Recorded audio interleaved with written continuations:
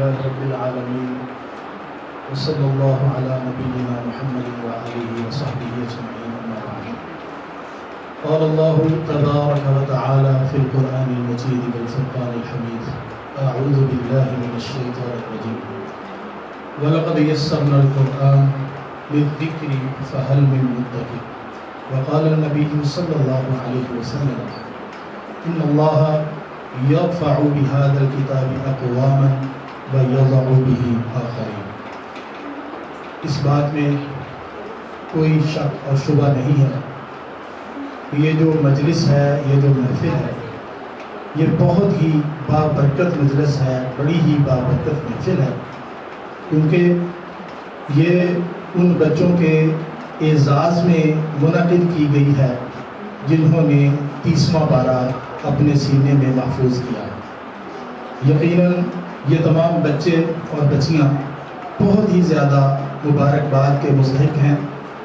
نہ صرف یہ مبارکباد کے مستحق ہیں بلکہ ان کے والدین، ان کے اساتذہ کرام اور ہائی اسکول سسٹم پورے کا پورا، وہ تمام کا تمام مبارکباد کا مستحق ہے۔ ہم دعا گو ہیں کہ اللہ ذوالجلال اس اسکول کو دن دگنی اور رات چوگنی ترقی عطا فرمائے۔ میرے ذمے جو مضمون لگایا گیا ہے وہ ہے قرآن مجید کی اہمیت اور والدین کی ذمہ داری۔ سب سے پہلی بات، قرآن مجید اللہ ذوالجلال کی بہت ہی اعلیٰ اور عرفہ کتاب ہے، اللہ کا کلام ہے۔ نبی پاک صلی اللہ علیہ وسلم نے ارشاد فرمایا کہ بے شک اللہ ذوالجلال ان لوگوں کو بہت ہی زیادہ بلندیاں عطا کرتا ہے جو اس قرآن مجید کو اپنے سینے کے ساتھ لگا کر کے رکھتے ہیں، اس کے ساتھ جڑ کے رہتے ہیں، اور بہت سارے لوگوں کو اسی قرآن کی وجہ سے ذلیل اور رسوا بھی کر دیتا ہے۔ قرآن مجید پڑھنے والے، قرآن مجید پڑھانے والے لوگ یقیناً وہ دنیا کے بہترین لوگ ہیں۔ خیرکم من تعلم القرآن وعلمہ، بہترین لوگ دنیا کے اندر وہ ہیں جو قرآن مجید کو پڑھتے ہیں اور قرآن مجید کو پڑھاتے ہیں۔ دوسری حدیث میں کہا گیا ہے اہل اللہ وخاصتہ، یہ قرآن پڑھنے والے، قرآن مجید پڑھانے والے یہ اللہ والے ہیں اور اللہ کے خاص بندے ہیں، چنے ہوئے لوگ ہیں۔ فرشتے اس پیاری مجلس کو گھیرے ہوئے ہیں، چاروں طرف سے فرشتے سایہ فگن ہیں۔ اللہ ذوالجلال کی رحمتوں کا خاص نزول ہمارے اوپر ہو رہا ہے، یہ ہمارے لیے بڑی سعادت کی بات ہے۔ ایک بچہ، چھوٹا سا بچہ جب وہ قرآن مجید کی تلاوت شروع کرتا ہے، ایک حرف پڑھتا ہے، اللہ ذوالجلال اس بچے کے نامہ اعمال میں کم از کم 10 نیکیاں لکھتے ہیں۔ زیادہ سے زیادہ کی کوئی حد مقرر نہیں کی گئی، 700 گنا یا 700 گنا سے بھی زیادہ۔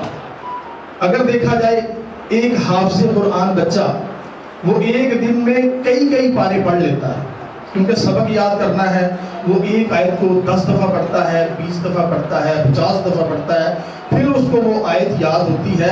اگر اس کا شمار کیا جائے 8 یا 10 لائنیں ایک بچے نے یاد کی ہیں، اس کا مطلب ہے کئی پارے اس نے پڑھ لیے ہیں۔ تو اس کے نامہ اعمال میں کتنی نیکیاں لکھی گئی ہیں؟ لاکھوں نہیں، کروڑوں نہیں، اربوں نیکیاں بنتی ہیں ایک دن کی جو بچے کے نامہ اعمال میں لکھی جاتی ہیں۔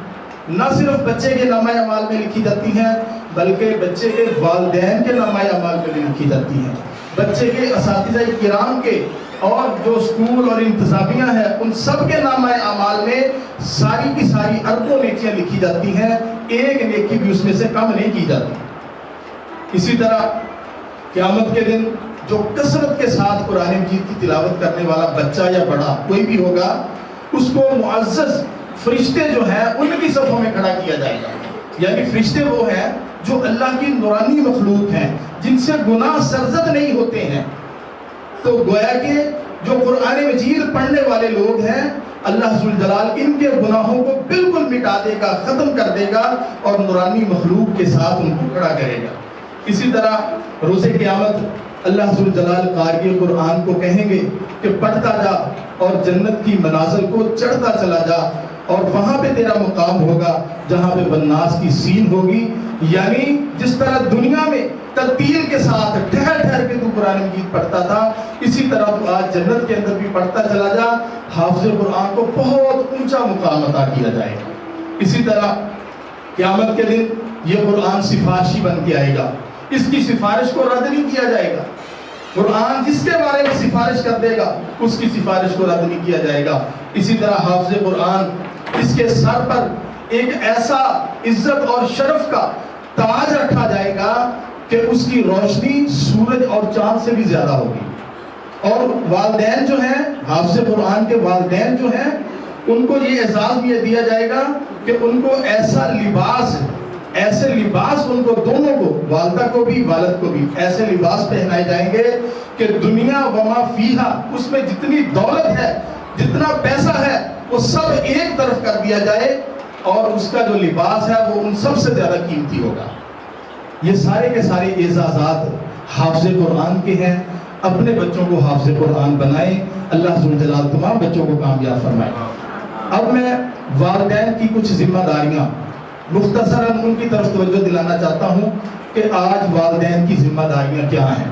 سب سے پہلی بات یہ ہے کہ والدین جو ہیں وہ خود قرآن مجید کے ساتھ جڑ جائیں، قرآن مجید کی تلاوت کریں۔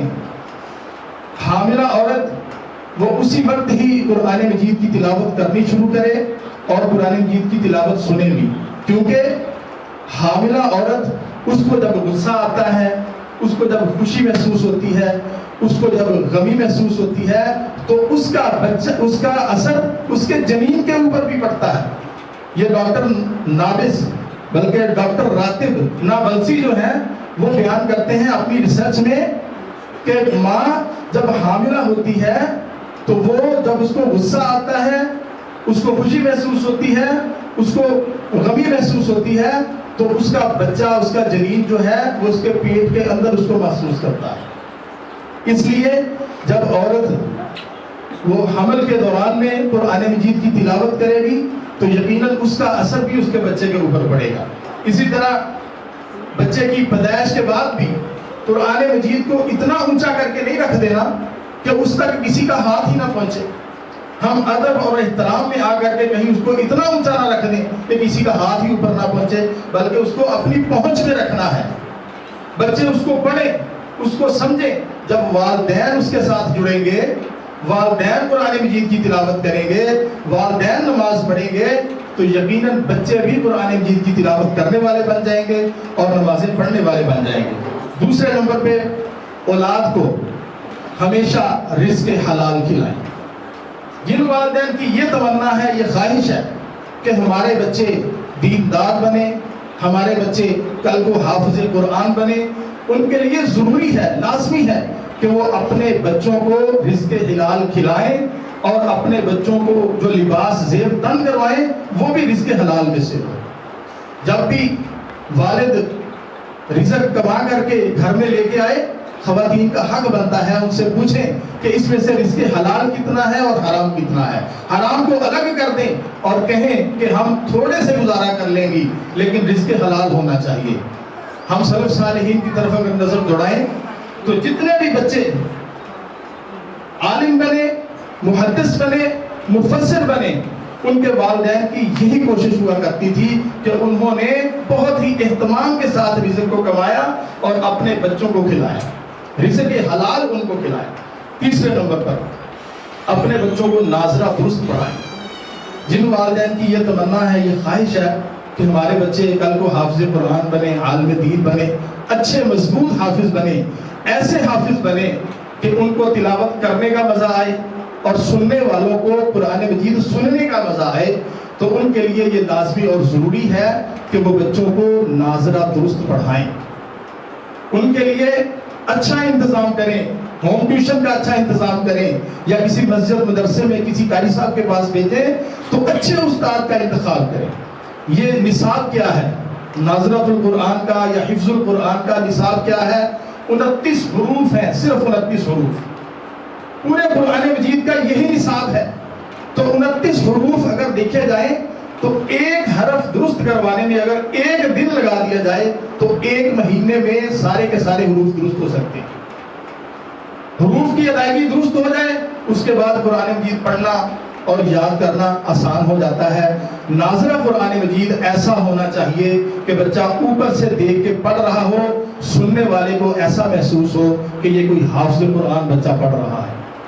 اس طرح کا ناظرہ جب بچوں کا ہو جائے گا تو انشاءاللہ العزیز وہ بچہ سال 1.5 سال کے اندر مکمل حافظ قرآن بن جائے گا اور پکا حافظ بنے گا۔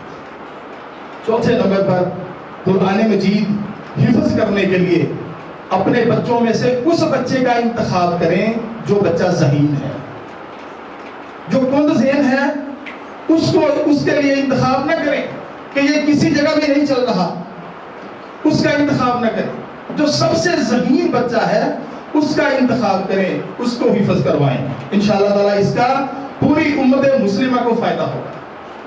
جو بند ذہنوں والے بچے ہوں گے وہ قرآن مجید حفظ کر کے لوگوں کو صحیح طرف گائیڈ نہیں کر سکیں گے جس طرح ایک ذہین بچہ کر سکتا ہے، تخلیقی ذہن والا۔ 5ویں نمبر پر اگر اساتذہ کرام بچے کی کوئی خامی، اس کی شکایت پیرنٹس کو کرتے ہیں کہ بچے کے اندر یہ خامی ہے، یہ کمزوری ہے، یہ سستی ہے، اس کے اندر یہ عیب ہے، اس کے اندر یہ غلطی ہے، تو والدین کبھی بھی یہ بات نہ کہیں کہ دیکھیں جی میرا بچہ تو ایسا کر ہی نہیں سکتا، میرے بچے کے اندر تو یہ عیب ہو ہی نہیں سکتا ہے۔ استاد کو محسن تصور کریں کہ استاد ہمارے بچے کا محسن ہے، ہمارا محسن ہے۔ صرف والدین نہیں ہے جو بچوں کی تربیت کرتے ہیں، بلکہ والدین تو وہ ہیں جو بچے کو آسمان سے زمین پر لے کے آئے، استاد وہ ہے جو زمین سے اٹھا کر کے بچے کو آسمان پر لے جاتا ہے۔ اس لیے استاد کو محسن سمجھیں، بچے کی اصلاح میں استاد کا ہر ممکن تعاون کریں، ہر ممکن کوشش کریں۔ نمبر 6، چیک اینڈ بیلنس، یہ بہت ضروری ہے۔ کوئی بھی کام آپ کریں چیک اینڈ بیلنس یہ بے حد ضروری ہے۔ وہ کیسے؟ قرآن مجید آپ کا بچہ پڑھ رہا ہے کسی جگہ سے بھی، مثال کے طور پہ ہائی اسکول میں آپ کا بچہ قرآن مجید حفظ کر رہا ہے، آپ سبھی والدین یقیناً قرآن مجید ناظرہ تو پڑھے ہوئے ہیں، آپ ہر روز یا ہفتے بعد یا مہینے بعد آپ بچے کو لے کے بیٹھے، جتنا اس نے حفظ کیا ہے اس کو سنیں۔ اگر اس کو آتا ہے بڑی اچھی بات ہے، اس کو شاباش دیں، اس کو انعام و کرام سے نوازیں۔ اگر نہیں آتا اس کی کمپلین کریں، اس کے اوپر خصوصی توجہ دیں، ہوم ٹیوشن کے لیے ایک اچھے استاد کا اہتمام کر لیں۔ اس کے لیے یہ چیک اینڈ بیلنس یہ بہت زیادہ ضروری ہے۔ یا کسی اگر خود نہیں آتا، خود آپ یہ انالیسس نہیں کر سکتے، تو آپ کسی اچھے قاری صاحب کے پاس لے کے جائیں اور اس کو سنوائیں کہ یہ ہمارا بچہ ہے، فلاں اسکول میں پڑھ رہا ہے، اتنے پارے اس نے حفظ کیے ہوئے ہیں، اس کا تھوڑا جائزہ لیں ذرا، اس کی کیا کیفیت ہے، کیا یہ صحیح ٹریک پہ چڑھا ہوا ہے۔ نمبر 7، بچوں کو اسلامی واقعات سنائیں، بچوں کو ایسے واقعات سنائیں جن سے ان کے اندر شوق اور ذوق بڑھے، ان کے اندر قرآن مجید حفظ کرنے کا شوق اور ذوق پیدا ہو کہ ہم جلدی سے جلدی حفظ کریں اور پکا حفظ کریں۔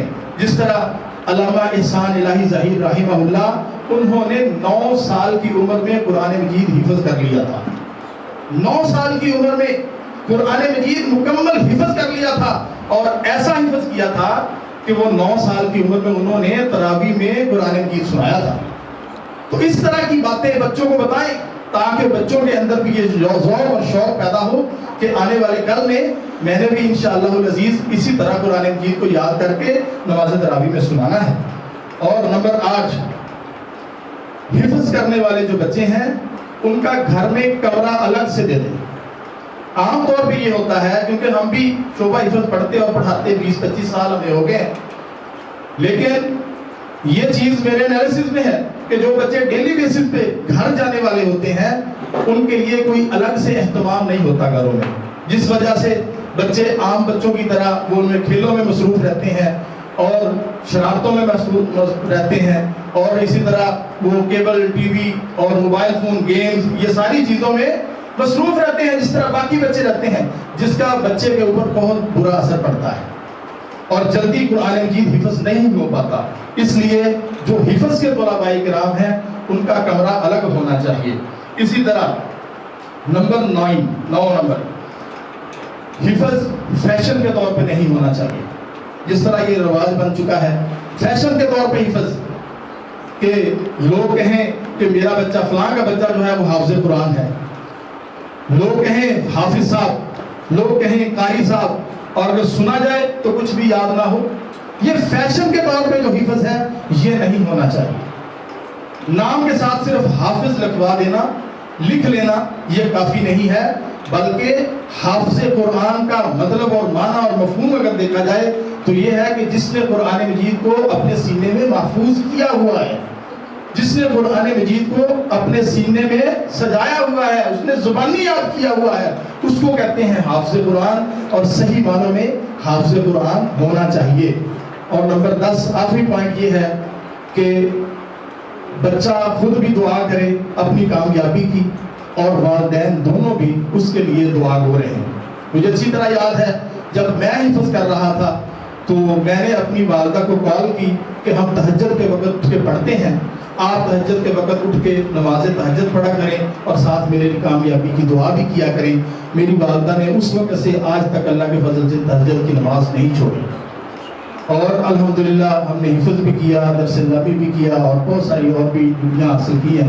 تو میں اسی الفاظ کے ساتھ اپنی بات کا اختتام کرتا ہوں اور دعا گو ہوں کہ اللہ تعالیٰ ان تمام بچوں کو صحیح معنوں میں حافظ قرآن بنائے، قاری قرآن بنائے، بچوں کو، بچیوں کو بھی، اور اللہ ذو الجلال سب کو اس پر صبر کر اس پر عمل کرنے کی توفیق عطا فرمائے. اللہم